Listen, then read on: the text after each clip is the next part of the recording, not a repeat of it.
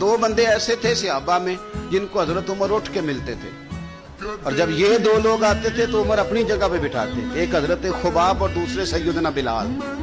فرماتے تھے انہوں نے تکلیفیں سہی ہیں دین کے لیے۔ حضرت خباب لوہے کا کام کرتے تھے، ان کی مالکن عمار بڑی سخت عورت تھی، لوہے کا کام کرتے تھے۔ حضور صلی اللہ علیہ وسلم کا کلمہ پڑھ گئے۔ ایک دن مالکن کو پتہ چل گیا کہ یہ تو دین اسلام میں چلا گیا، تو وہ آئی بڑے غصے میں باولی ہو کر، اور آپ نے لوہے کی سلاخ آگ میں رکھی ہوئی تھی تو اس نے جلدی سے وہ سلاخ اٹھائی اور جناب خباب کے سر پہ رکھ، جلتی ہوئی سلاخ وہ آگ کا انگارہ بن جاتی، جل گیا سر مبارک۔ بڑی تکلیف میں آئے میرے رسول پاک صلی اللہ علیہ وسلم کے حضور، عرض کی حضور میں تکلیف میں ہوں، میرے لیے دعا فرمائیں۔ حضور نے کیا جملے کہے، قربان جائیں مدینے والے کی دعاؤں پر، حضور کی دعاؤں پر بھی قربان۔ اور میرے اعلیٰ حضرت فرماتے ہیں جب نبی پاک دعا کرتے تھے تو دعا اوپر نہیں جاتی تھی، قبولیت نیچے آ جاتی۔ اللہ قبولیت کو نیچے بھیجتا تھا کہ وہ میرے نبی نے دعا کیا، جا کے قبول کر اسے۔ خدا کی رضا چاہتے ہیں دو عالم، خدا چاہتا ہے رضائے محمد صلی اللہ علیہ وسلم۔ اجابت کا جوڑا، عنایت کا صحرا، دلہن بن کے نکلی دعائے محمد، اور اجابت نے جھک کر گلے سے لگایا بڑی ناز سے جب دعائے محمد صلی اللہ علیہ۔ تو رسول پاک صلی اللہ علیہ وسلم نے دعا کی، اور دعا کیا کی حضور نے؟ نبی پاک نے دعا دی، اے اللہ میرے خباب کی مدد فرما، اے اللہ میرے خباب کی۔ دعاؤں کا رنگ ہوتا ہے اگرچہ ہمیں نظر نہ بھی آئے۔ حضور نے دعا کر دی۔ اب حضرت خباب کہتے ہیں کہ اس دعا کا رنگ میں سوچتا تھا، لیکن اب مکے کے حالات ہیں اور زیادہ کثرت سے تعداد کافروں کی ہے، اور طاقت میں بھی کافر ہیں، اسلام پہ بظاہر غربت ہے۔ اب اس دعا کا رنگ کیسے نظر آئے؟ لیکن اگر کرم کرنے والا اللہ ہو تو پھر ضروری نہیں کہ ظاہری اسباب لوگوں کی نظر میں آئیں، پھر وہ رنگ بنا لیتا ہے، پھر وہ ساری رحمتیں خود بخود فرما دیتا ہے۔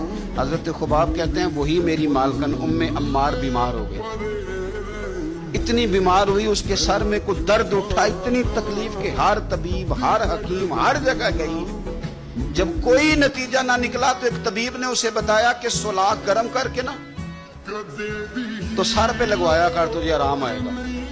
تو آپ فرماتے ہیں پھر ایک دن وہ گھر آئی، اور گھر آ کے مجھے کہنے لگی لوہے کی سلاخ اچھی طرح آگ میں تپا کے نا تو میرے سر پہ رکھ۔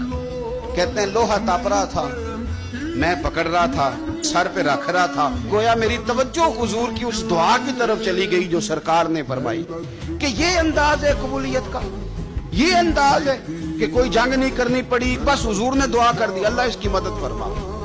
تو کچھ فیصلے اللہ پہ بھی چھوڑ دینے چاہیے، بڑی جلدی رب کریم وہ فیصلے فرما دیتا ہے اور بڑی جلدی انصاف ہوتا ہے۔ اعلیٰ حضرت فاضل بریلوی کہتے ہیں کہ میرے رسول پاک صلی اللہ علیہ وسلم نہ صحابہ کی دینی کاموں میں حوصلہ افزائی کرتے تھے۔ یہ تعلیم ہے اعلیٰ حضرت، حوصلہ افزائی کریں اچھے کام میں، شاباشی دیں۔ فرماتے ہیں حضور رات کو مسجد میں آئے، یہ میرے اعلیٰ حضرت نے لکھا ہے۔ جب تشریف لے گئے سرکار عشاء پڑھا کے تو واپس آئے، مسجد میں آئے تو نبی پاک نے دیکھا کہ 3 بندے مسجد میں بیٹھ کے قرآن پاک پڑھ رہے ہیں۔ 3 بندے مسجد میں بیٹھ کے قرآن پاک پڑھ رہے تھے، ایک حضرت بلال حبشی، ایک سیدنا فاروق اعظم، اور تیسرے حضرت ابو بکر صدیق۔ تینوں قرآن پاک کی تلاوت کریں۔ نبی پاک صلی اللہ علیہ وسلم سب سے پہلے نا حضور نے کسی سے بات نہیں کی، بس قریب گئے تو دیکھا حضرت صدیق اکبر بڑا آہستہ آہستہ قرآن پاک پڑھ رہے۔ پھر حضور حضرت عمر کے پاس گئے تو دیکھا فاروق اعظم بڑی اونچی آواز میں تلاوت کی۔ پھر حضور سیدنا بلال حبشی کے پاس گئے تو دیکھا وہ مختلف صورتوں میں سے تھوڑی تھوڑی آیتیں، کسی صورت کی 2-4 آیتیں، پھر تیسری کی، پھر چوتھی، اس طرح کر کے وہ پڑھ رہے۔ سرکار نے کچھ نہیں کہا، گھر آ گئے۔ فجر کی نماز کے بعد حضور نے بلایا، کیا انداز ہے میرے محبوب کا، ایک سمت علی، ایک سمت عمر صدیق، ادھر عثمان ادھر، بھلا ان جگمگ جگمگ تاروں میں مہتاب کا عالم کیا ہوگا۔ حضرت جابر بن سمرہ رضی اللہ تعالیٰ عنہ فرماتے ہیں کہ حضور کے مدینہ منورہ آنے سے لے کر تا دم وصال ظاہری میں نے 10 سال حضور کو دیکھا، جب بھی دیکھا مسکراتے دیکھا۔ ایک پہلو یہ ہے، حضور سید عالم علیہ السلام کو جب بھی دیکھا مسکراتے دیکھا۔ اور دوسرا پہلو حضرت ابو ہریرہ رضی اللہ تعالیٰ عنہ فرماتے ہیں، صحیح حدیث میں موجود ہے، فرماتے ہیں حضور فجر کی نماز پڑھ کے اکثر بیٹھے رہتے تھے، سورج نکلنے تک تو بہت سارے لوگ جمع ہو جاتے، وہ جاہلیت کے قصے چھیڑتے، باتیں کرتے اور کہے لگا کر ہنستے، لیکن فرماتے ہیں ان کی باتوں پر حضور بھی مسکراتے۔ لیکن میں نے حضور کو مسکرانے سے آگے بڑھتے کبھی نہیں دیکھا. یعنی ہر وقت ہنستے تھے، اور جتنا ہنستے تھے ہنستے بھی سونا تھے. اس ہنسنے میں بھی کوئی غیر سنجیدگی، یہ اعتدال ہے جو ہمیں سنت عطا کرتی ہے اور رسول پاک کا اخلاق. ہر وقت مسکراتے ہیں، لیکن اس مسکرانے کے اندر بھی ایک حسن پایا جاتا ہے. میں جو بات کہنے لگا ہوں غور طلب ہے کہ اس مسکرانے میں بھی ایک وقار ہے، اس مسکرانے میں بھی ایک ہیبت ہے، اس مسکرا دینے کے اندر بھی ایک حسن ہے. اس طرح کا بے تکا رویہ جس سے انسان کے مذاق سے زیادہ اس کا شوخہ پن، مطلب آپ کسی کو فون کر کے کہہ رہے ہیں کیسی طبیعت، اور پھر آج کل معاملات کیسے ہیں، سب صحیح چل رہا ہے، تو آپ کو یہ کہنے کی ضرورت نہیں. آپ نے کسی کی طبیعت پوچھ لی، اس نے بتا دیا، بات ختم ہو گئی. اگر آپ 2 قدم آگے بڑھنے کی کوشش کریں گے تو بہت ساری نفیس طبیعتوں پر بوجھ محسوس ہوگا. وہ لوگ ہو سکتا ہے آپ کا فون سننا چھوڑ دیں، ہو سکتا ہے انہیں محسوس ہو. اور پھر ایک اور بات بھی ہے، آپ اگر اس وقت شوگر میں ہیں تو سامنے والا پتہ نہیں درد میں ہو، تو آپ کیوں کسی کو مجبور کرتے ہیں کہ وہ آپ کی طبیعت کے مطابق ڈھلے؟ تو اخلاق عالیہ میں سے یہ کمال اللہ نے میرے رسول پاک کو دیا کہ حضور مسکرائے بھی ہمیشہ ہیں، اور اس مسکراہٹ کے اندر بھی میرے محبوب کریم کی شخصیت کی سنجیدگی برقرار ہے. کبھی اس مسکراہٹ کو بھی کسی شخص کو یہ محسوس نہیں ہوا کہ یہ مسکراہٹ ہے لیکن غیر سنجیدہ. کروڑوں کا کاروبار جناب عثمان غنی کا، کروڑوں کا بزنس، کروڑوں کی. آپ زہری کہتے ہیں کہ میں نے ایک دن بارش میں دیکھا کہ امام صاحب نے ایک بڑا وزنی تھیلا اٹھایا ہوا اور جا رہے ہیں. میرے ساتھ میرا غلام تھا، خادم تھا، ملازم تھا. میں نے کہا حضور اس کو دے دیں، یہ لے جاتا ہے. تو فرمانے لگے نہیں میں خود ہی اٹھاؤں گا. میں نے کہا حضور مجھے دے دیں پھر میں اٹھا لیتا ہوں، کہاں جانا ہے؟ فرمانے لگے میں نے سفر کرنا ہے. تو یہ زاد راہ ہے جو میں نے اٹھایا ہوا، سفر کی ضرورت کا سامان ہے. کہتے میں سمجھا کہیں دور سفر پہ جا رہے ہیں، پر صبح نماز میں میری ملاقات ہو گئی تو میں نے کہا حضور آپ گئے نہیں، آپ تو رات سفر پہ جا رہے تھے. چپ کر گئے. میں نے دوبارہ پوچھا تو کہنے لگے زہری تو میری بات سمجھا نہیں، وہ میں نے تھیلا اٹھایا تھا، کسی غریب کی مدد کرنی تھی. میں وہ زادرہ اس لیے جمع کر رہا تھا کہ جب آخرت کے سفر پہ جاؤں گا تو میرے کام آئے گا. 100 گھر تھے مدینہ منورہ میں، 100 گھرانے جن کے گھر میں 3 وقت کا کھانا پہنچتا تھا، ان کے بچوں کے ان کے لیے کپڑے پہنچتے تھے، ضروریات کا سارا سامان پہنچتا تھا. لیکن ان 100 گھروں کو پتہ نہیں تھا کہ کہاں سے آتا ہے، نہیں پتہ تھا. کوئی بیٹھا ہوا مجھے دور دعا دیتا ہے. اگر وہ لانے والے سے یا دے کے جانے والے سے کبھی پوچھتے کہ کس نے بھیجا ہے تو کہتے آگے سوال نہ کرنا، ایسا نہ ہو کہ دینے والا ناراض ہو جائے، بھیجنے والا آپ کی اس بات سے نالاں ہو جائے. یہ ہمیں حکم نہیں ہے، پہنچانے کا حکم ہے، بتانے کا نہیں. اور یہ کام ایک دن نہیں ہوا، یہ سالوں ہوتا رہا. پھر اچانک 2-1 دن ایسے گزرے کہ وہ لنگر آنا، وہ کھانا آنا بند ہوا. اب وہ 100 کے 100 گھر جب پریشان ہوئے تو ان کی ایک دوسروں سے بھی ملاقات ہوئی. انہوں نے کہا پتہ تو کرو، جو سالوں تک ہماری کفالت ہوتی رہی تو معاملہ کیا ہوا؟ جب لوگوں نے خبر گیری کی تو پتہ چلا جس دن سے امام زین العابدین کا وصال ہوا ہے اس دن سے یہ کھانا اور یہ لنگر ہمارے گھر آنا بند ہوا ہے.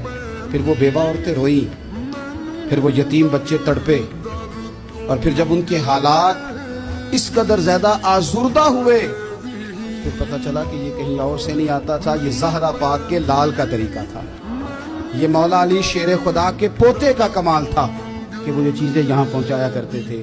بھائیو، امام زین العابدین رضی اللہ تعالیٰ عنہ کی یہ غریب پروری ہمیں بتاتی ہے کہ اگر تم لوگوں کے آنسو پوچھو گے نا تو پھر تمہارے جانے کے بعد جب لوگ ہاتھ اٹھائیں گے تو آنسوؤں سمیت اٹھائیں گے.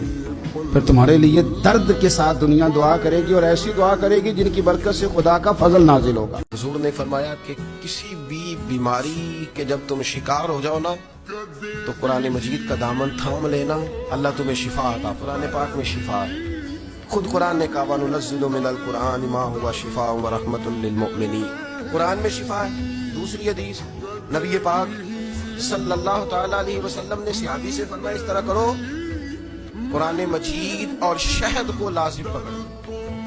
فرمایا یہ 2 چیزیں ہیں جن کے اندر اللہ نے شفا رکھی ہوئی. تیسری حدیث پیش کر حضرت ابو ہریرہ رضی اللہ تعالیٰ عنہ فرماتے ہیں مسجد نبی شریف میں حاضر ہوا، 2 رکعتیں پڑھ کے حضور کی بارگاہ میں گیا تو نبی پاک علیہ السلام نے فرمایا ابو ہریرہ تیرے پیٹ میں درد ہے؟ میں نے بتایا نہیں، عرض نہیں کرنا پڑا. تیرے پیٹ میں درد ہے؟ میں نے کہا حضور تکلیف میں ہوں. تو حضور نے فرمایا نماز پڑھ. फरमाया जब बंदा नमाज पढ़ता है तो रब उसे शिफा अता फरमाता है। तो शहद में शिफा है, कुरान पाक की तिलावत में शिफा है, और नमाज में नमाज पढ़े और खूब पढ़े, और घर में भी पढ़े और मस्जिद में भी पढ़े, खूब पढ़े। नबी पाक अलैहिस्सलाम तो हर आफत के वक्त नमाज ही पढ़ते थे। सूरज ग्रहण हो जाता तो हुजूर नमाज की नीयत बांध देते, चांद ग्रहण हो जाता तो नमाज की नीयत बांध देते, बारिश नहीं होती तो नमाज शुरू कर देते, बारिशें ज्यादा हो जाती तो हुजूर फिर नमाज शुरू फरमा देते। हर मौके पर सरकार नमाज पढ़ते, नमाज की तरफ रुझान पैदा करें, शौक पैदा करें, कुरान पाक की तिलावत करें। घरों में जब कुरान पढ़ा जाएगा तो बीमारियां दौड़ जाएंगी इंशाल्लाह। इमाम शाफी रहमतुल्लाह अलैह फरमाया करते थे, जब मेरा आलिम से कभी कोई गुफ्तगू हुई ना, तो कभी वो आलिम जीत गए, कभी मैं जीत गया, लेकिन अगर जाहिलों से बात हुई तो जाहिल ही जीते हैं हमेशा। मैं नहीं जीत सका इसलिए कि दलील क्या दे। बड़े लोग बड़ी बड़ी बातें करते हैं, छोटी बातें नहीं करते। हजरत इमाम जाफर सादिक रदी अल्लाह ताला अन्हु एक जगह तशरीफ फरमा थे, तो एक शख्स की ना अशरफियों की थैली गुम हो गई।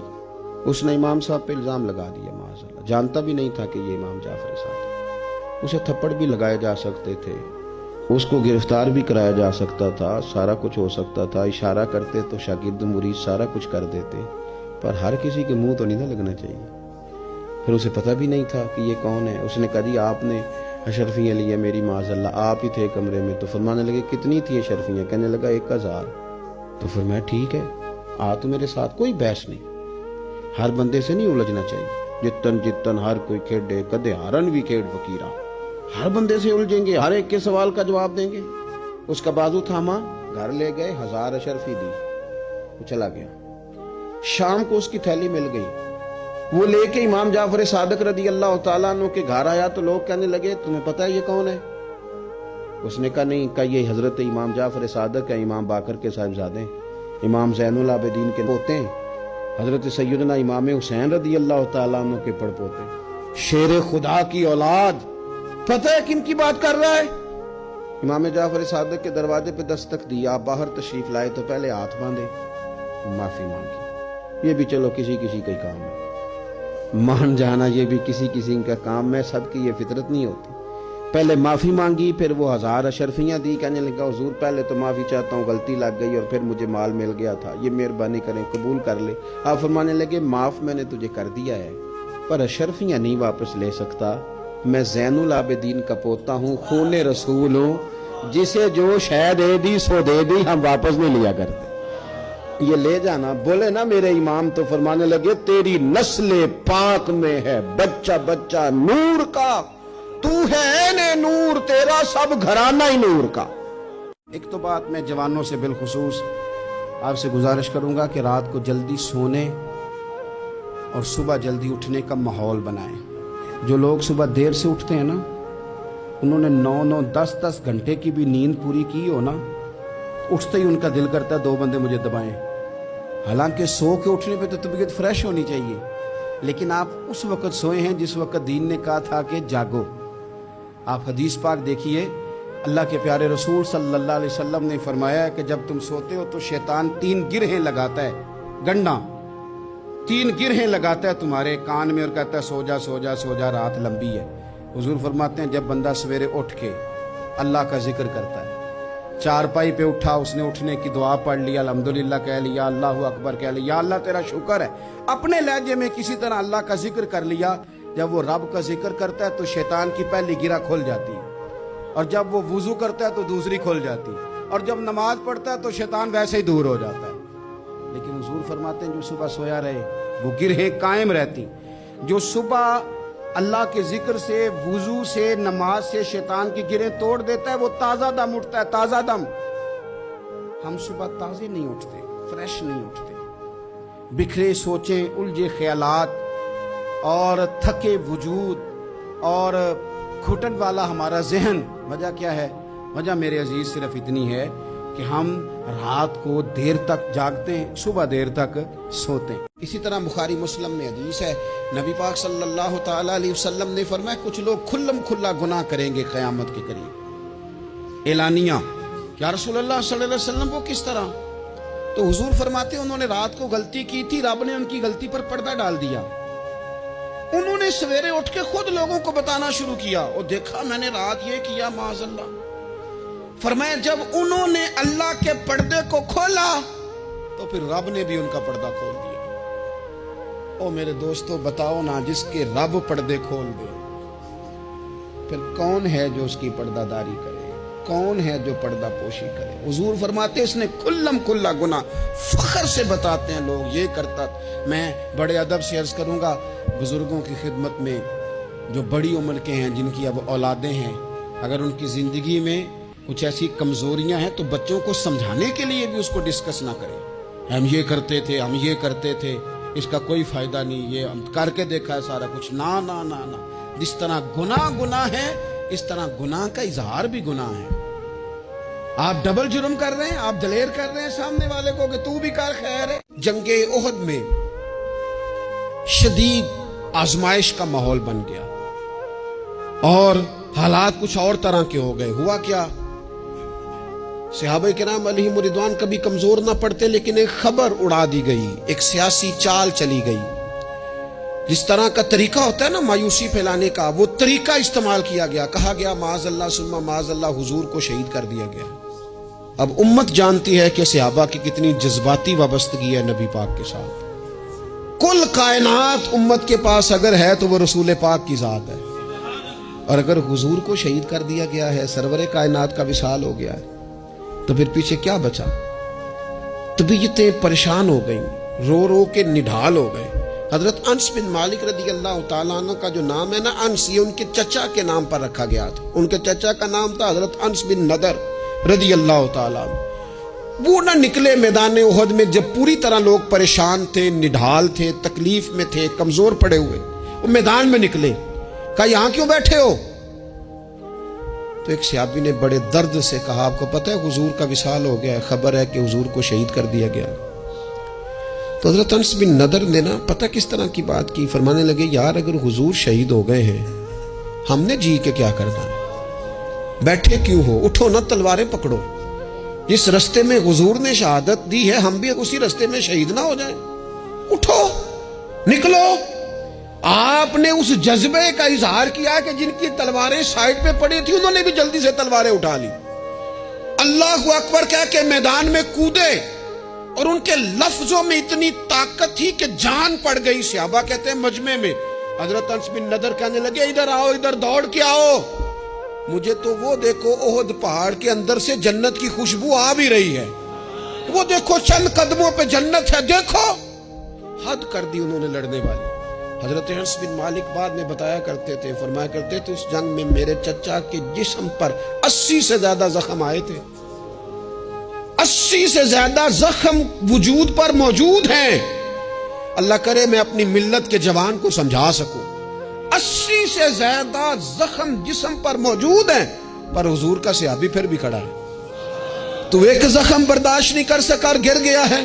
زخم پہ زخم کھا کے جی, خونے جگر کے گھونٹ پی, آہ نہ کر لبوں کو سی, یہ عشق ہے کو دل لگی نہیں.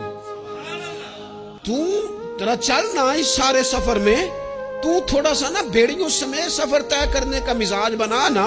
ذرا تپتے ہوئے صحرا پر تیرے پاؤں جلیں تو پھر تجھے پتا چلے گا کہ سفر کس طرح ہوتا ہے. یہ نا امیدی کا مزاج نہیں, یہ اس طرح کی طبیعت نہیں جو ہماری تمام سیاسی جماعتوں نے ملک کے اندر افراتفری پھیلا دی ہے اور پریشانی کر دی ہے. ہمیں ہمت کے ساتھ, ہمیں جذبے کے ساتھ, ہمیں شوق کے ساتھ ایک دوسرے کو بحال کرنا ہے. نبی پاک علیہ السلام نے فرمایا شوربہ زیادہ پکا لیا کرو, پڑوسی کو بھی شامل کر لیا کرو. فرمایا ایک کا کھانا 2 کھا لیں گے, 2 کا کھانا 3 کھا لیں گے, 4 کا کھانا 6 کھا لیں گے. ایک دوسرے کا بازو تھامو, ایک دوسرے کے لیے دروازہ کھولو.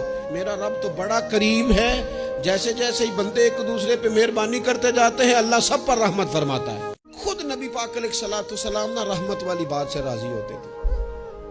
کوئی بندہ آ کے کوئی اللہ کے کرم کی بات کرتا تو حضور خوش ہو جاتے. امام غزالی رحمت اللہ نے لکھا ہے ایک بدو آیا دیہاتی سادہ بندہ.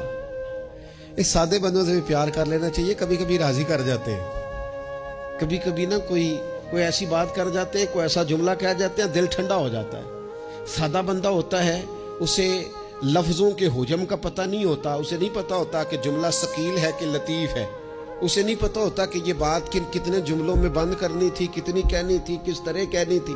لیکن اندر خلوص ہوتا ہے نا, تو کبھی کبھی سادی بات کے اندر بھی بڑی کیفیت ہو جاتی ہے. اور سرور آ جاتا ہے. اس لیے بہت زیادہ وہ کسی نے کہا تھا کہ لفظ تاثیر سے بنتے ہیں، تلفظ سے نہیں. اگرچہ تلفظ بھی ٹھیک ہونا چاہیے پر لفظ تاثیر سے بنتے ہیں، تلفظ سے نہیں. اہل دل آج بھی ہیں اہل زبان سے آگے. امام غزالی فرماتے بدو تھا، سادہ بندہ تھا، نبی پاک کی بارگاہ میں آیا، اچانک سلام لی اور پتہ کیا کہتا ہے؟ کہتا ہے یا رسول اللہ صلی اللہ تعالی علیہ وسلم، قیامت والے دن حساب کس نے لینا ہے؟ تو محبوب کریم نے نظر مبارک اٹھائی اور زیر لب حضور بھی مسکرائے. فرمایا حساب اللہ تعالیٰ نے لینا ہے. تو اس نے کندھے پہ چادر رکھی اور مسکرانے لگا. تو حضور فرمانے لگے تم کیوں مسکرا رہا ہے؟ کہنے لگے یا رسول اللہ پھر خیر ہے اگر اللہ نے لینا ہے. تو محبوب فرمانے لگے کیا مانا؟ کہنے لگے محبوب کریم جب غالب آتا ہے نا تو پھر معاف ہی کرتا ہے. کریم جب غالب آتا ہے نا، اس نے جب غالب آنا ہے نا، کسی بزرگ سے کسی نے کہا تھا کہ بطور مثال پوچھتا ہوں اگر آپ کا حساب قیامت کے دن آپ کے ماں باپ کے ذمے رکھا جائے، تو بزرگ کہنے لگے نہیں نہیں، رب بھی ٹھیک ہے، میرا مالک ماں باپ سے زیادہ پیار کرتا ہے. کریم جب غالب آتا ہے نا تو وہ کرم ہی کرتا ہے. اس شخص نے یہ بات کی تو رسول پاک علیہ السلام سے بات کر کے وہ چلا گیا. حضور فرمانے لگے دیکھو بندہ سادہ تھا، بات کتنی گہری کر گیا ہے، کتنی ٹھیک کر گیا ہے، کیا کمال کر گیا یہ شخص. اس نے کہا کریم جب غالب آتا ہے، کریم جب غالب آتا ہے، عدل کرے تے تھر تھر کم بن. یہ سچی گل جی، جو عدل کرے تے پھر یہ جو تھر تھر ہے نا، اس میں بڑا خوف ہے، اس کو سمجھے. عدل کرے تے تھر تھر کم بن. کون؟ اونچیاں شانہ والے. تو جے تو فضل کرے تے جے تو پھر تھر تھر گیا. عدل کرے تے تھر تھر کم بن، اونچیاں شانہ والے. تو جے تو فضل کرے تے پھر بخشے جامن میرے جے منہ کالے. پھر تو کرم ہو جائے، پھر تو فضل ہو جائے، پھر تو عطا ہو جائے. بات امید کی، بات کرم کی، بات اس کے فضل کی، بات اس کی رحمت کی. میرے رسول پاک علیہ السلام فرماتے قیامت والے دن اللہ تعالی بندے پر اپنی رحمت کی چادر ڈالے گا جو اس کی شان کے لائق ہے. ماں نہیں بات کرتی کبھی بیٹے کو گود میں چھپا کے، چھوٹے بچے کو. کہا اللہ تعالیٰ بندے بلا مثال و بلا تشبیہ صرف سمجھانے کے لیے عرض کریں جو اللہ کی شان کے لائق ہے. چادر ڈال کے نا اللہ بندے پہ چادر، بندے تو بات کرتے ہیں تو اعلانیہ کرتے ہیں، تو رب چادر ڈال کے نا کرم کی تو پوچھے گا فلانا گناہ کیا تھا؟ اللہ میں بھول گیا، ہو گئی غلطی. اے فلانا بھی کیا تھا، مالک بھول جو گیا تھا، ہو گئی نہ کوتاہی. بندہ جو ہوں بھول گیا تھا، نفس غالب آ گیا تھا، اور یہ بھی کی تھی اللہ میں بھول گیا تھا. رب کریم فرمائے گا گناہ گنوا لیے، اعتراف کرا لیا. اب اللہ فرمائے گا جا میں نے تیرے سارے معاف کیے. نبی پاک صلی اللہ علیہ وسلم نے ارشاد فرمایا سونا مسلمان وہ ہے کہ جس کام سے اس کا مطلب نہیں اس کام کو چھوڑ دے. اور نبی کریم صلی اللہ علیہ وسلم نے فرمایا قیامت کے دن زیادہ گناہ ان لوگوں کے ہوں گے جو زیادہ فضول باتیں کرتے تھے، ان کے گناہ زیادہ ہوں گے. فضولیات سے بچیں، اپنے اوقات کار زندگی میں مرتب کریں. ہم پتہ کیا کہتے ہیں؟ 1 منٹ میں آیا، تو 1 منٹ ٹھہر، میں یہ محاورہ ہے ہمارا، 1 منٹ دے ذرا مجھے. تو میں اکثر دوستوں سے کہتا ہوں کہ جو 1 منٹ ہے نا اسے کیوں ضائع کرتے ہو؟ کیوں کہتے ہو 1 منٹ ٹھہر؟ کیوں ٹھہرے بھائی؟ آپ کو پتہ ہے منٹ میں کیا ہوتا ہے؟ 1 منٹ میں 6 دفعہ سورۃ اخلاص پڑھی جا سکتی ہے اور 2 قرآن پاک پڑھنے کا ثواب ہے. 1 منٹ کے اندر 26 مرتبہ کہا جا سکتا ہے سبحان اللہ و بحمدہ سبحان اللہ العظیم. اور یہ وہ کلمات ہیں کہ نبی پاک علیہ السلام نے فرمایا زبان سے کہنے آسان ہیں، میزان عمل پر ان کا بڑا وزن ہے، اور یہ تمہارے رب کے بڑے پیارے جملے ہیں، اللہ کو بڑے محبوب ہیں یہ کلمات. آپ دیکھیں سبحان اللہ، الحمدللہ، اللہ اکبر، یہ کتنی دفعہ پڑھا جا سکتا ہے؟ 1 منٹ کے اندر کئی دفعہ پیار سے ماں باپ کی زیارت کی جا سکتی ہے، اور جتنی بار زیارت کرو پورے حج کا ثواب ملتا ہے. 1 منٹ کے اندر فون اٹھا کے کسی مریض کی عیادت کی جا سکتی ہے. اور میرے نبی پاک صلی اللہ علیہ وسلم نے فرمایا جب تم مریض کی عیادت کرتا ہے تو خدا کی رحمت کا دریا بہہ رہا تھا، تو نے اس میں غوطہ لگا لیا ہے. 1 मिनट के अंदर तो कमाल हो जाता है, लेकिन शर्त यह है कि उस मिनट को जाया नहीं करना, उस मिनट में कुछ कर जाएं। तो नबी अकरम सल्लल्लाहु ताला अलैहि वसल्लम की खिदमत आली मर्तबत में अर्ज किया, सहाबी ने सुनन अबू दाऊद शरीफ में हदीस है, अर्ज की या रसूल अल्लाह सल्लल्लाहु ताला अलैहि वसल्लम, मेरे वालिदैन चले गए तो क्या मैं उनके जाने के बाद भी उनके लिए कुछ कर सकता हूं? तो नबी पाक ने 5 बातें इरशाद फरमाई।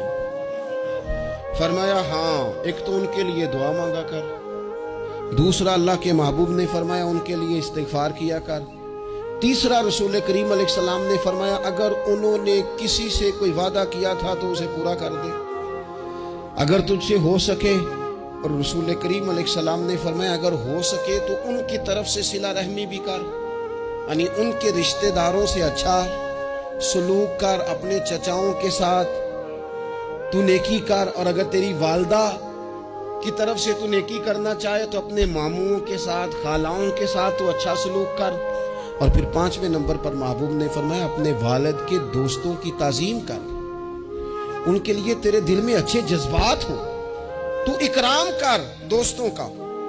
और वालिद के दोस्तों के इकराम का तो इतना बड़ा दर्जा है कि हजरत अबू बरदा रदी अल्लाह ताला अन्हु ना तशरीफ लाए मदीना तय्यबा में। हजरत अबू बरदा मदीना तय्यबा में तशरीफ लाए तो हजरत अब्दुल्ला इब्न उमर रदी अल्लाह ताला अन्हु उनसे मिलने पहुंच गए फटाफटी। मसरूफ आदमी थे हजरत अब्दुल्ला इब्न उमर, बहुत बड़े मुफ्ती थे, लोग हर वक्त मसाइल पूछते थे, हज के सबसे ज्यादा मसाइल इन्हीं को आते थे, और सहाबा में एक बहुत बड़ा मकाम रखते थे। हजरत अब्दुल्ला इब्न उमर फौरन हजरत अबू बरदा रदी अल्लाह ताला अन्हु से मुलाकात के लिए पहुंचे, और पहुंचते ही फरमाने लगे आपको पता है मैं आपसे क्यों मिलने आया हूं? हजरत अबू बरदा कहने लगे मैं तो खुद बड़ा हैरान हूं कि आप एक मसरूफ आदमी और आप टाइम निकाल करके मेरे पास तशरीफ लाए। फरमाने लगे इसलिए आया हूं कि मेरे वालिद आपके वालिद के दोस्त थे, हजरत फारूक आजम के दोस्त थे आपके वालिद। और ये सही इब्ने हब्बान में ये लफ्ज मौजूद है। हजरत सैयदना अब्दुल्ला इब्न उमर रदी अल्लाह ताला अन्हु फरमाने लगे नबी पाक अलैहिस्सलाम ने फरमाया है कि जो अपने वालिद की कब्र में उनसे अच्छा सलूक करना चाहे वो वालिद के दोस्तों के साथ अच्छा सलूक करे, वो उस रवैये को, उस मोहब्बत को कायम करे, उस चीज पर खास एहतमाम करे, खास ज़ौक़ दे। हमारे यहाँ ना जी हम जल्दी से मसरूफ हो जाते हैं और अपने दोस्तों को ज्यादा टाइम देते हैं, अपना आना जाना, अपना उठना बैठना, अपने शब रोज उनमें हम ज्यादा वक्त गुजारते हैं। करने का काम ये है कि थोड़ा टाइम निकाल के, थोड़ी फुर्सत देखकर इस पर थोड़ी तवज्जो दी जाए। इसी तरह मारूफ रिवायत सियासता में मौजूद है, हजरत मालिक बिन दार कहते हैं कि मैं हजरत अब्दुल्ला इब्न उमर के साथ जा रहा था तो मैंने देखा एक बद्दू नंगे पांव और नंगे सर आ रहे हैं। हजरत अब्दुल्ला इब्न उमर ने फटाफट उन्हें अपनी सवारी भी दे दी, सियासता से हदीस अर्ज कर रहा हूं, सवारी भी दे दी और पगड़ी भी दे दी। फरमाते मैंने अर्ज की हजरत अब्दुल्ला इब्न उमर से कि हुजूर ये बद्दू हैं, ये तो थोड़े से नजराने पे भी खुश हो जाते, आप कोई आम मामूली सा तोहफा भी देते तो राजी हो जाते, और आपने पगड़ी भी दे दी और घोड़ा भी दे दिया। हजरत अब्दुल्ला इब्न उमर कहने लगे ये कोई आम आदमी नहीं, ये मेरे वालिद के दोस्त हैं, और वालिद के दोस्तों से मोहब्बत करना ये हमें रसूल रहमत ने सिखाया है। आला हजरत फाला शेख पर भी करम नवाजी फरमा दे, उन्होंने तो यहां तक आजिज़ी के जुमले बोले।